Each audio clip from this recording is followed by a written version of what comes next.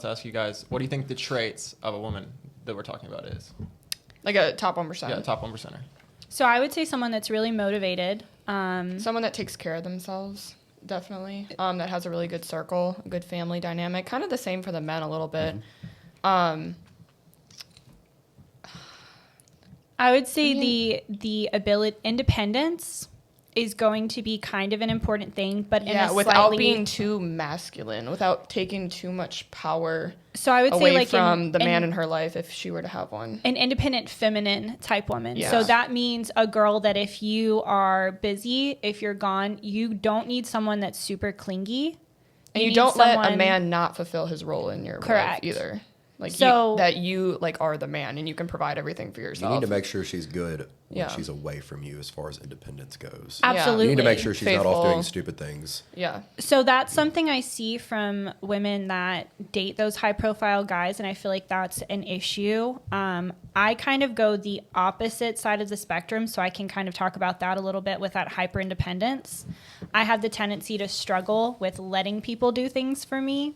And I think it's really important as females that you let the men in your life be helpful. Mm-hmm. And I know that makes your life easier. I know that's something we've talked about on our podcast. Men typically love to be the heroes, the pursuer. So if there's something that I can do, like, hey, honey, can you open this jar for me? Like even something as small as that. Oh my gosh, thank you so much. What would I do without you? But also allowing you the freedom and the space to go out and do your hustle and do your thing, because I feel like those girls, him support that too. I feel like those girls that are super clingy with the, oh, you didn't call me today, oh, you didn't talk to me, like there needs to be a healthy balance, because they can't be so hyper independent that they don't want you around. Yeah, but that's a good point. They need to give you that freedom and that space. So I feel like that's kind of it can be a really hard balance to find as a female. Mm-hmm. Can I touch on that? Yeah. So one of the biggest problems I've had in past relationships was, guys, when they hear I'm a strong, independent female, the first thing they hear is red flag, red flag, red flag, red flag.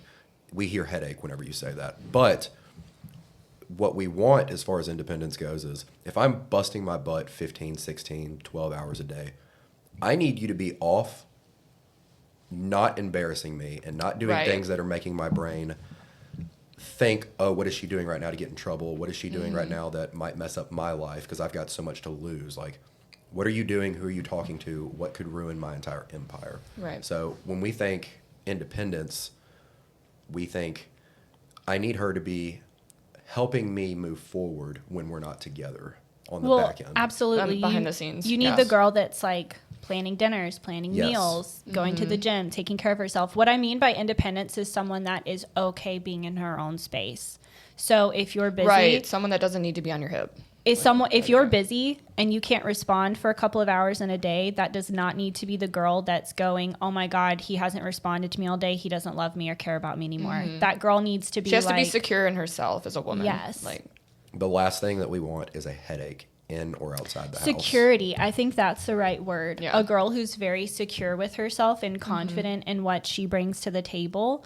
And feels secure in that relationship too. Yeah, absolutely. Which is 50-50. Like you guys have to help bring that security and that confidence. You have to bring that validation. Exactly. Yeah, as long as y'all are bringing that. It'd be both of your jobs to make the other person feel as secure as possible. Like if there's any issues, you say, how do I make you feel more comfortable and secure? Well, so I think that's why Emma and I talked about it on our last podcast, but why it's so important to know your partner's love language and to know your own love language so you can communicate. It's effortless if you both understand that. You can communicate, hey, these are things that you can do to make me feel loved. And it's really easy then for your partner to step up and do that if they care about you. If you're saying, hey, something that makes me feel incredibly loved is when you surprise me with bringing flowers home. And the guy says, okay, that's a really quick, easy thing for me to do. I'm going to do that once a week. If the guy is not willing to make a 10-minute stop to the store to pick up flowers for you on the way home, might not be your guy. That's not your dude. Same thing. And in return, y'all want dinner plans like established when you get home. You want dinner cooked. You want the freaky sex stuff. You want lingerie. No, and I'm throwing it all out there. Like guys have certain expectations of the females in their lives too. Yeah. So I think that's it's all biology. It's quid pro quo. Yeah, I mean, if we expect to come home to a cooked dinner, everything in the bedroom being fulfilled, You guys expect we're going to have date night planned for 9 o'clock, 8 o'clock, 7 o'clock Friday night. You're not going to have to do I'm not going to anything. have to lift a finger. We're going to handle everything on that aspect. Unplugged, yeah. We're going to handle most of the finances, the bills, everything. Everyone has their own role. Right.